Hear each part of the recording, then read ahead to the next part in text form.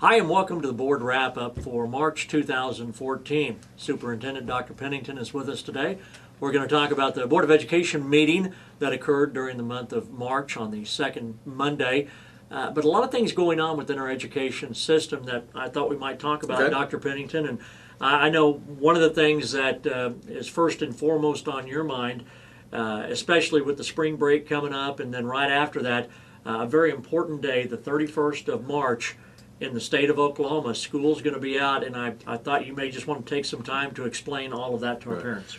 On March 31st, our school is a snow day.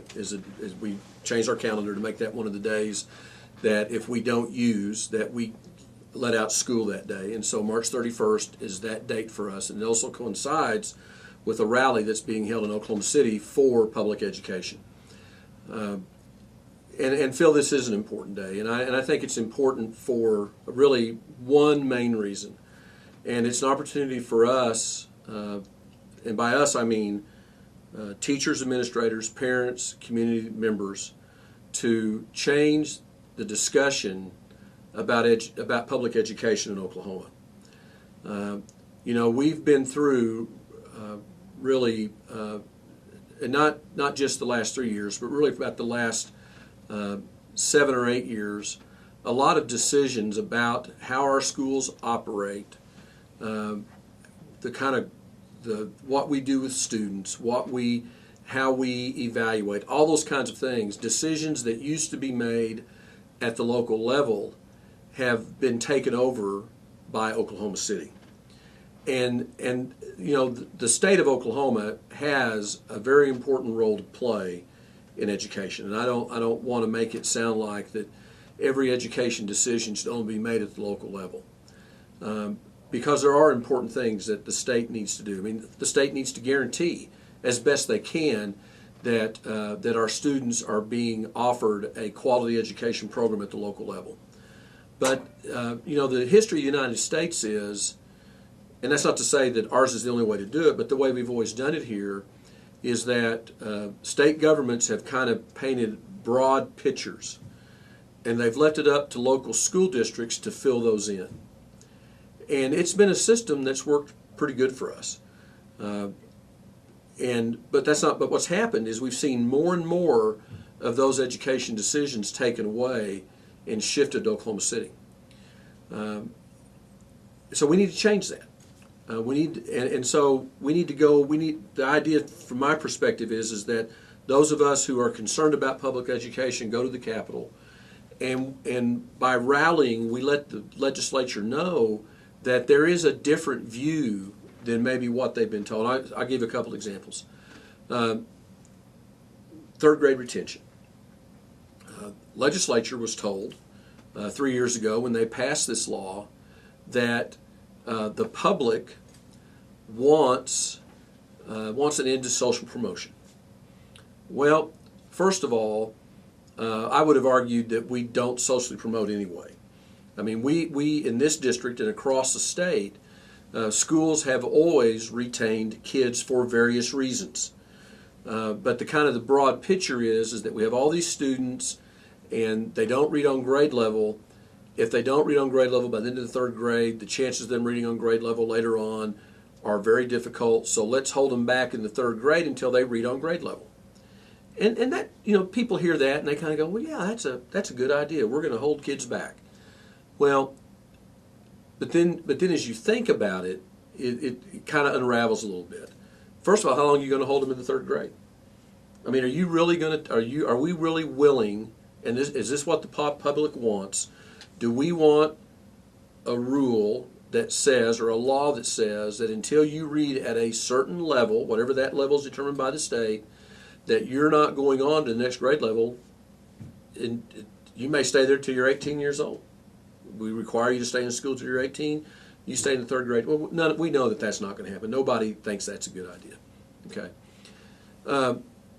But yet that's kind of what the law insinuates, is that we're not going to socially promote. Whether if I hold a kid for 2 years and promote him the third year when he can't read, that is definitely social promotion. Okay. The other thing that the other fallacy with the law in my mind, is that for the first time in the history of our state, and one of the few times in the history of America, we're making an educational decision about a child based upon one test. We're going to give you one test, and if you don't meet an arbitrary score, because the score is arbitrary, there's not any research that says that if you read at this level, you're guaranteed that you're going to be able to be a good reader all the way through school, that you've got all the reading skills you need in the third grade. It's an arbitrary score. So we're going to give you this test, and we've picked an arbitrary standard, and if you meet that standard, you go on. If you don't, you retain. But we're doing one test, and that's just not the way our system works. Other countries do that. You know, there are other countries that they have exams, placement exams that they give to children as young as kindergarten. And if you take this exam as a kindergartner, and if you make a certain, whatever you score, that determines the rest of your educational career. And so if you're a kindergarten student, if you don't hit a certain score, you know, the rest of your life is basically determined how you did on that test. We don't do that in America. That's never been our philosophy. Now, our philosophy has always been that students learn at different levels, that maturity has a lot to do with it, that we're going to allow you to do the best you can, and if that's not good enough, you can come back and try again. We've always had this open door policy. You know, I think one of the things that always surprises people when I tell them this, you know, you don't have to have a high school education to go to college. You can be a high school dropout and you can enroll at OU or OSU tomorrow, as long as you meet other standards. So we've always had this, when it comes to education, we've always had this kind of open door policy. So we've never done that before. What we're seeing, and I think this is really why this law has started to become more and more unpopular, is what we found out is that our kids are scared. You know, we have third graders who they know one thing: they got to pass this test or they're going to fail third grade. Now, I mean, you think about that. Is that really the kind of pressure that we want to put on? I mean, is that really what we want to do? Do we want third grade? We want students in the third grade, okay, from the time school starts, all through the fall, all through the spring, worried about passing a test.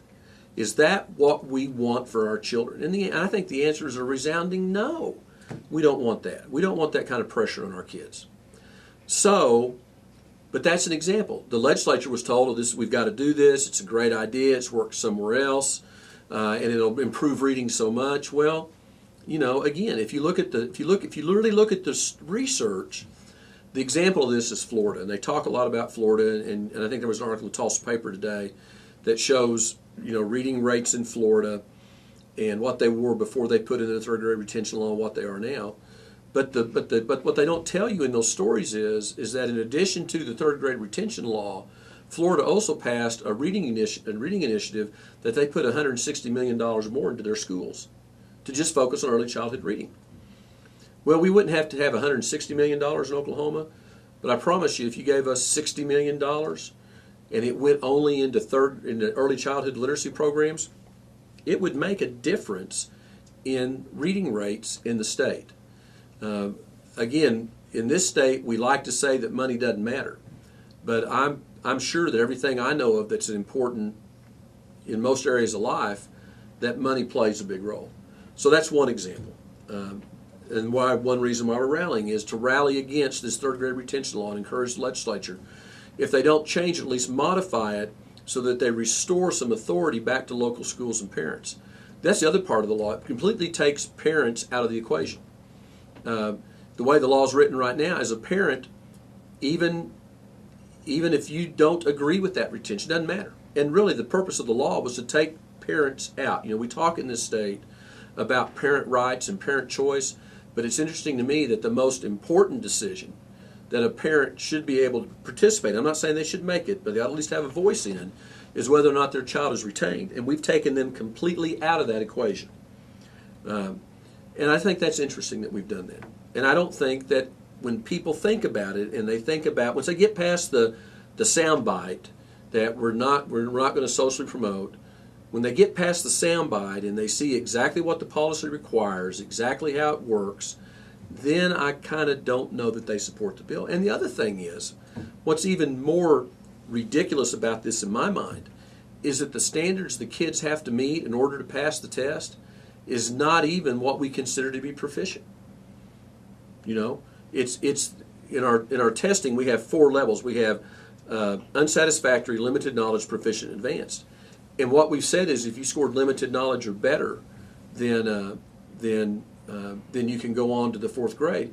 When we work with kids on reading, and before this law was in effect, and we were making decisions about whether or not a child should be retained, we used what we considered a proficient standard.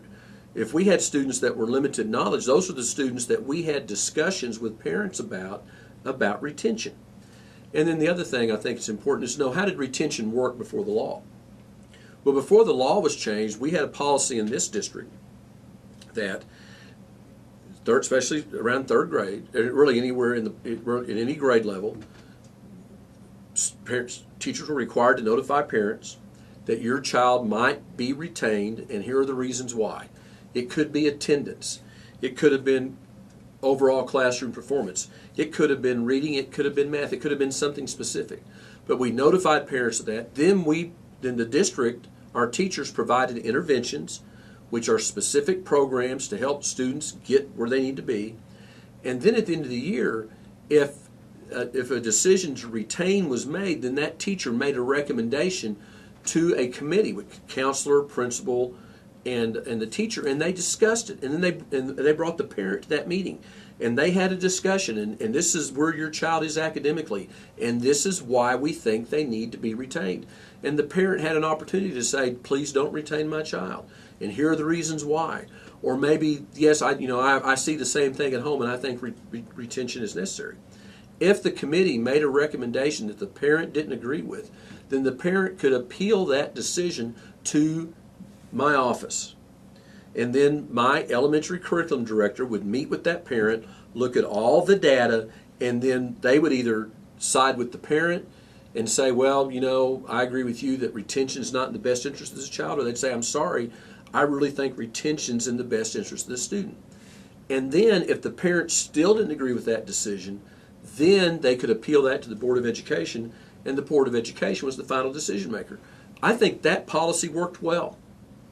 I think it met everybody's interest.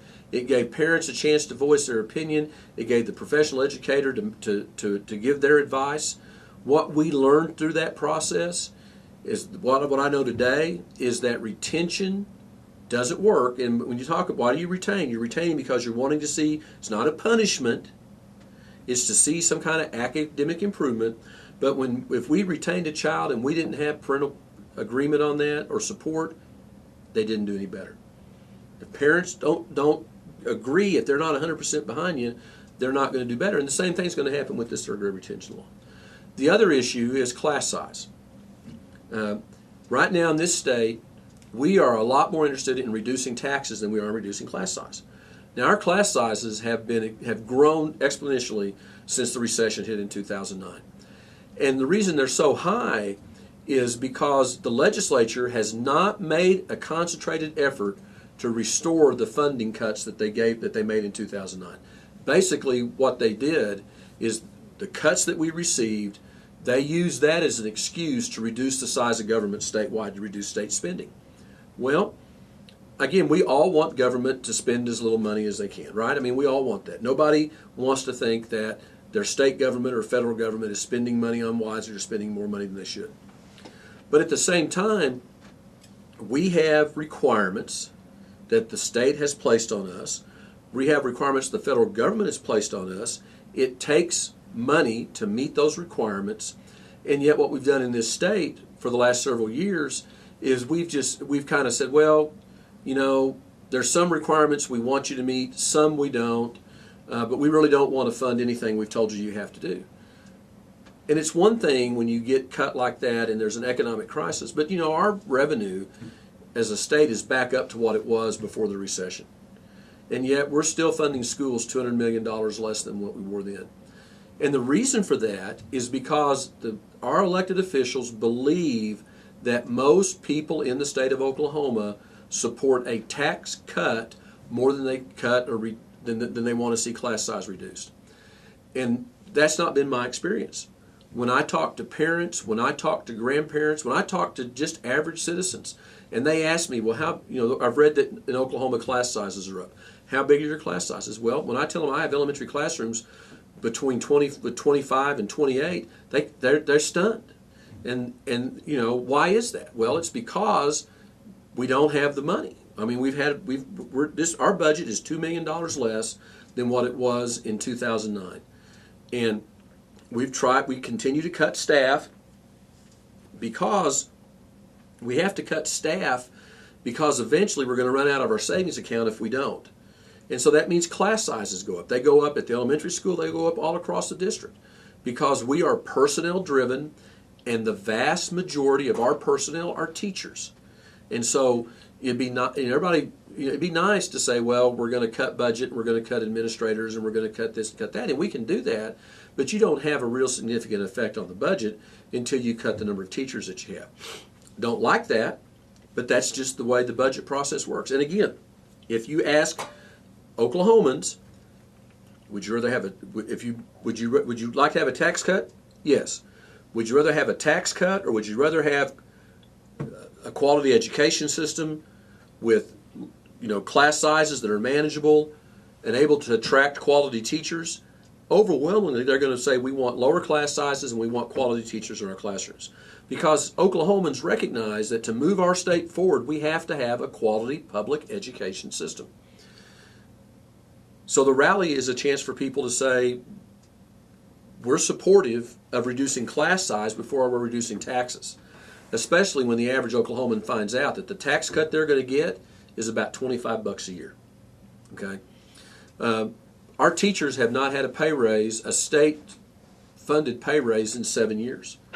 The vast majority of our funding, and the way our funding formula works, unless the state puts more money into education, there's really not any extra money for pay raises or anything else.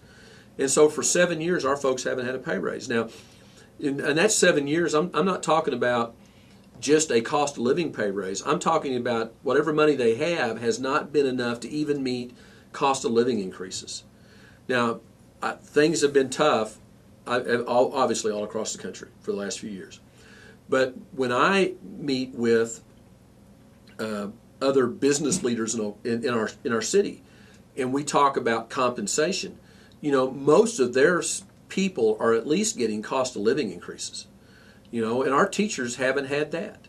So when you look at where they are financially, our teachers, even though they may be making more money because they've got some step increases, they're actually working for less money today than they were in 2009. And so you have to ask yourself, how long are people going to continue to do those jobs when there are so many other jobs in the economy that they can go do? They do have college degrees. They do know how to think critically. They have the kind of skills that business is looking for in this country. And so if we don't, and it's not like teachers expect to get paid a lot of money, but they at least expect to make enough money that they can support their family and send their kids to college.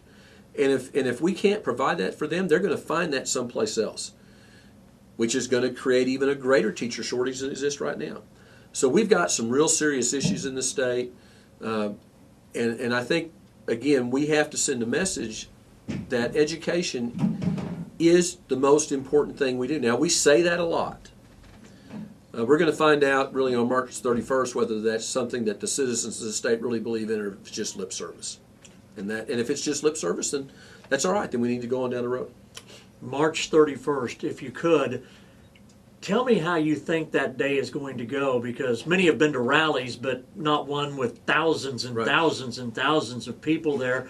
How do you envision the actual rally being done at the state capitol? What will happen, first of all, if you're driving, and obviously a lot of people, we have, first of all, if you want to ride on a bus and go down to the rally, our local teacher organization has leased some buses from the school district, and you can go to our website, www.pcps.us, and you can click on the yellow school bus and you can sign up to ride a bus if you want to do that. We're going to start loading buses at 7:15 from the high school student parking lot. Probably leave here about 7:30. What I know and what I forgot when we put this together, I've jokingly said to my staff, I realize it's the K County rule that if you're in K County, Oklahoma, and you go to Oklahoma City, you have to go to Quail Springs Mall. You can't just go down and come back. You got to either stop at the mall or stop at Ted's or someplace. You got in Oklahoma City, you got to do something besides go there what you're originally there for. So lots of people are going to drive. And so if you're driving, there's going to be free parking at Tinseltown, the movie theater right there off of I-35, and at Remington Park. There will be because there will be no parking down at the Capitol. Don't even think about driving down to the Capitol and parking. So there will be a free parking, and there will be shuttle buses that will take you over to the Capitol and pick you up and bring you back when the rally's over. I've told people they need to. My suggestion is they get there by 9:30. The rally's going to start at 10:30. So to get there by 9:30, get parked, get lined up, get on a shuttle bus, get over to the Capitol. The rally is going to be on the south side of the Capitol. And what will happen, they will erect a platform, and there will actually be speakers. And I don't know who the speakers are going to be yet, but there are going to be speakers who are going to talk about various education issues. They're going to talk about funding. They're going to talk about third grade retention. They're going to talk about testing in general, and do we really need to spend as much time as we are in schools today testing, and for what purposes? What is the purpose? We've gone assessment crazy. Why are we doing assessment? What's the value of those assessments? Is it worth the money we're spending on them? And then when that's over with, the rally, my guess is the rally will probably go for an hour, maybe an hour and a half, where there will be speakers. And then after that, folks can either, they can go back if they want to, or they can stay and go into the Capitol and meet with their legislative representatives and talk to them about education issues. I'm going to encourage everybody from Ponca City that goes to at least go by Representative Vaughn and Senator Field's offices and at least tell their staff member who you are and where you're from and why you're there. It could be that you go and you tell Representative Vaughn that I'm David Pennington, Ponca City Public Schools, I'm here for education, and I do not want a tax cut until our schools are fully funded. Until we fund every mandate, every reform. When we get that done, then let's have a talk. Then we can talk about cutting taxes. But don't cut taxes. If you cut taxes $160 million, you're taking $80 million out of education, because that's about how much of the state budget we get. And so, how can you do that? How can you do now? Again, if we were rolling in revenue, if revenue was going to go up $500 million next year, and you want to take $200 million out of it or $160 million out of it, I think it's a bad idea just because there are so many services in Oklahoma that are not funded very well. But if you do that, at least you can at least maintain or restore. And remember, almost every state agency, with the exception of transportation, has less money than it had in 2009. So you've got less money in corrections than you had in 2009. You've got less money in the Department of Human Services. You've got less money in the Health Care Authority. You've got less money in education. All those agencies have lost money. None of those agencies have lost any responsibilities or had any mandates removed. So that's why, if you think that you're not getting the service you got almost 6 years ago, that's because they don't have the money they had 6 years ago. And so we've got to either, if those mandates aren't necessary, then let's repeal them, take them off the books. If they are needed, then let's fund them. And then when we've done that, then we can have discussions about taxes or rewriting the tax code or whatever it is they want to do. But it's at least fund the basic services that we require for people first. So you have that discussion, because the member of the legislature will not be able to see everybody. Steve Vaughn cannot see all the 500 people from Ponca City that are going to go there that day. He may be able to see a few of them, but the important thing is that you're there and that you've had a chance to let his assistant know how you feel, because that assistant will take all that to Representative Vaughn, or in the case of Senator Fields, to Senator Fields. And then when that issue comes up before them again, and there's a tax cut proposal on the table, because tax cut proposals passed both houses, but they still don't have a final bill to vote on. And now they know that I had 300 people that were in my office on March 31st, and 300 people said no to a tax cut. Now I've got to sit down and figure out, do those 300 people represent the majority of my constituents? Or do I have another, what does that represent? When you look at almost any issue at the state capitol, when it actually comes down to coming to the capitol and standing together for something, you're lucky if you get 1,000 people there. And I don't care what the issue is. It could have something to do with guns. It could be anti-abortion, pro-abortion. You're going to have maybe 500 people there. When you talk about thousands of people showing up at the Capitol for an issue, when you talk about 300 people coming to your office for a specific issue, that speaks volumes. And that changes the conversation. Because now they have to decide, I've got these people that were in my office that said that they want me to vote no on this issue. But I've got this political consultant who's coming in and telling me, hey, a tax cut vote's a winner. You want to get reelected, you vote for a tax cut. Whether it really puts any money in anybody's pocket or not, it doesn't really matter. You just vote for that tax cut and that'll get you reelected. So now they have a decision to make. And that's really what, that's part of this process. So that's what will happen there, basically. And then after that, people may march around the Capitol. Some people will have some signs. The most important thing is to be there. It really is about being there and being counted.